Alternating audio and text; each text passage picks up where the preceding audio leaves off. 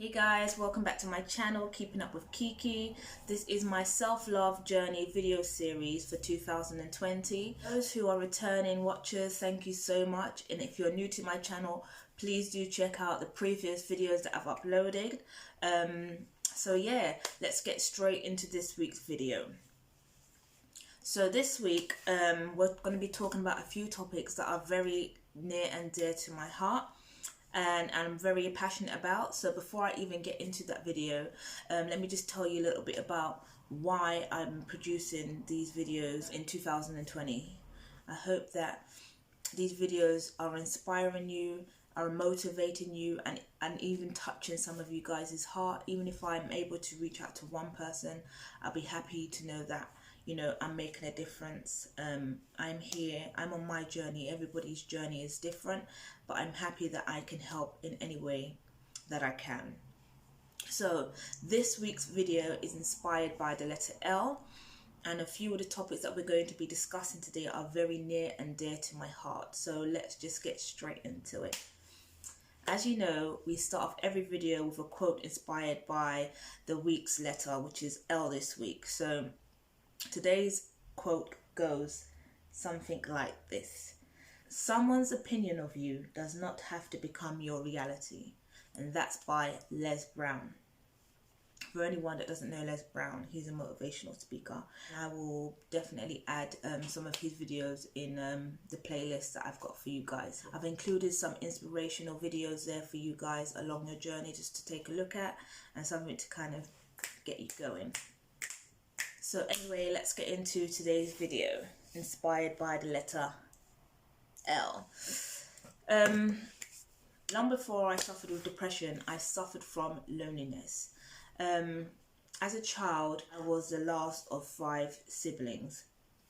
And growing up, not that there was a massive age gap, but when you're the youngest, you're the youngest basically, so you can't actually participate in things that your elder brothers and sisters, you know, are doing because of the age difference. But as I was growing and got older and stuff like that, I was kind of not left alone. I was kind of just left to my own devices. As a young kid, you just do your own thing, and you know, you're the youngest, so you're playing with your dolls or whatever. But your older siblings are old enough to play like hide and seek, or you know, to run out and go to the park and so forth. But I didn't actually have that experience till much later on. So anyway, loneliness was something that I experienced very early on as a child, and I think it just continued and stayed with me throughout my adulthood. So yeah, before I was depressed, I'd definitely say that I experienced a lot of loneliness. So throughout primary school, you know, small situations within, you know, the playground and stuff, and being ostracized or not being picked first, you know, to be in the netball team or whatever games that we were playing at those young ages, it slowly made me feel like excluded, and you know, pushed me into feeling very, you know, lonely. So you know, small experiences throughout the years, I would definitely describe as being lonely, and not having anybody else to really express myself to, you know, not being able to speak to my mom about it, or my siblings about it, or anyone, to be honest, about it. I just felt how I felt and internalized feeling the way I was feeling. So throughout my recent period of depression, I definitely say that loneliness creeps back in. When I was at home, you know, by then I had quit my job. I'd stopped kind of seeing friends and family anyway because of my work schedule and stuff. So I'd basically be spending all my time at home. During this time, other than feeling isolated, I was very lonely. You know, I was very uncomfortable to a certain extent of just being by myself and being happy with myself and by myself. So loneliness definitely creeped in. How I would say I combated that was definitely through things like meditation, journaling was another thing, and other things here and there. However, I could identify that that was one of the emotions I could definitely identify and say that I was feeling lonely. So for anyone out there who is having similar feelings, you know, the best thing I would say is to really look at this topic and address it. See why you're feeling lonely. Write it down. You know, what's making you feel lonely? Is it because you're keeping yourself away from people? Is it that you're unable to bond with people and you feel like you're unable to make any attachments? But more importantly than that, sorry, this is annoying me. More importantly is being able to actually being comfortable with yourself, you know, and eradicating that loneliness, because we are single entities. We are not born other than, you know, being a twin or a triplet or whatever. And plus, we're still not, you know, born at the hip with somebody else. We are individual beings. So we got to come to a place where we are happy, content and confident within ourselves and being by ourselves. Number 2, letting go. Letting go for me, I wouldn't say is a big issue. No, I'm lying. It is. I have so much attachment. I don't want to call it issues, but I'm definitely somebody who gets attached very quickly. And again, I think that stems from childhood, where as a young child, like I said, because of the age gap of my siblings and then being the youngest, I always wanted to be part of something, but I couldn't be. So when somebody would give me that attention, I would become attached to them. So letting go for me has become, or should I say, was something that I really struggled with, you know, and then I would flip it on the head and then make the issue be about me, where necessarily it might not have been about me. It would just maybe at end of the season, you know, maybe it was just not meant to be. But I would always turn it around the head and think it was something about myself, something I had done wrong, or something that I hadn't measured up to. So letting go for me, and I would say for you guys, especially who's on their self-love journey, letting go is important. We've got to decipher what we want to keep and what we need to let go in our lives, because not everything that's within our lives is good for us. So you really got to take that time to really reflect and review things, people, places, whatever around you that possibly could affect you. Whatever it is, you've got to really review those things and be able to let go and say that period is now over. It definitely helped with me, especially with my last situationship. It took me a while, it really did. It took me over 3 years to surrender and to let go, because it was hurting me more to hold on. Holding on to hope for me personally was not working, because nothing's guaranteed. So me sitting here hoping that something's going to happen, I'd probably perish before it does. So I had to then come to a decision where I had to let go. And, you know, ironically, it's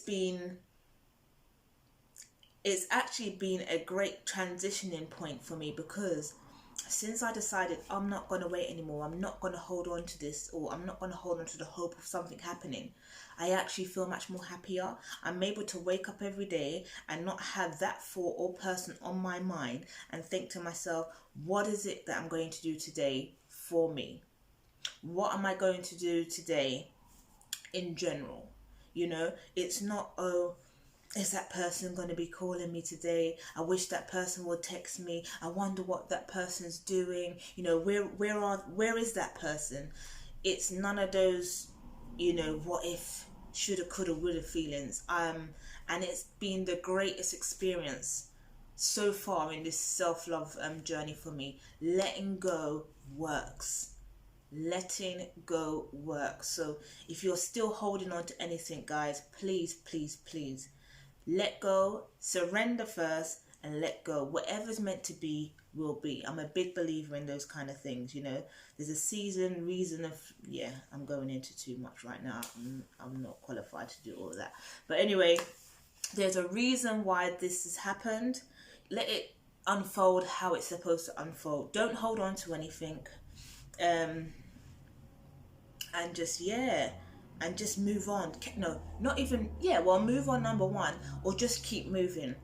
Just keep moving. There's no point staying stuck and stagnant, because you're only affecting yourself. Time is going by, and yeah, you know, your life is just passing by with no guarantees of anything to happen. So let go, you know, move on, and just, yeah, just keep them wheels turning. And the last thing I want to talk about today is love yourself. So obviously, I don't want to say too much, because when we get to the letter S, we're going to talk about self-love, which kind of is entwined with love yourself. But what I do want to say about this topic is, when I made the decision to let everything go, I then turned to myself and said, Crystal, you have to learn how to love yourself. This is the only way that you're going to be able to tackle anything in life. This is the only way you're going to be able to persevere in life, because if you continue to let external things wanting to validate you, or to make you feel to make you full and whole, you know, it's not going to work. It's not going to work out. So you really need to take the time to really sit down, learn yourself, and love yourself fully, wholly, and unconditionally. Because this conditional love, I don't think it works. So what I've got to say today about loving yourself, we've really got to look at unconditional and conditional love. I think it's very important. I think a lot of people today in society are living by this conditional love, and some may even think that it's unconditional love, but really there's conditions to it. You know, we believe that we deserve something because we're a good person, or we deserve something because we put in the work. You know, there's always some kind of condition attached to the love we want or we want to receive, where unconditional love is basically looking within ourselves, you know, accepting ourselves, accepting others, other people, other things as they are, you know, without trying to change, you know, how they look, what they do, how they act, you know, how they think. That is a true definition of unconditional love. So for this week, guys, I want you guys to really, really, really work on.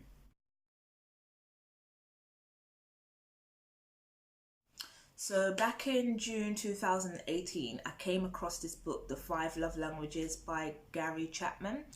And even though it was a book about, you know, love and relationships, for me, it really highlighted the communication style of how I loved people or wanted to receive love. So what I'd say to you guys is discover your love language. What is your love language? There are 5 love languages. I know it's acts of service, quality time, physical touch, and 2 others. I'll put them up there somewhere. I was so surprised at what my love language was. I thought it was going to be physical touch because I'm very affectionate. However, it came out that it was quality time. And discovering that, I realized that quality time was actually my favorite, you know, or preferred love language. I like people and friends and families to come around, you know, create memories. We'll have dinner, we'll hang out, we'll chill, we're making those memories. And for me, as a very sentimental person, that hit the nail on the head. So my question to you guys is, what is your love language? During this self-love journey, find out what your love language is. Find out how best you communicate, and not only about in love, find out the specifics about yourself. And yeah, and see how you apply them and how you like other people to apply them when dealing and handling you. I think that would be a great, it'll be a great way, you know, to coming into yourself and accepting yourself and kind of turning everything back into unconditional love. You know, you'll be able to express yourself and say, you know, this is what I like, this is how I like to move, this is the way I like to go forward, rather than, you know, thinking that somebody else is telepathic or they can understand what you like without not actually knowing, without you even saying. So yeah, guys, we've talked about loneliness, letting go, and finding out what your love language is. So for this week, guys, I want you to challenge yourself for change on any of the things I've discussed today in today's video, as well as the tips that are popping up all over the screen. So remember, guys, someone's opinion of you doesn't have to become your reality. So I'm going to sign off here.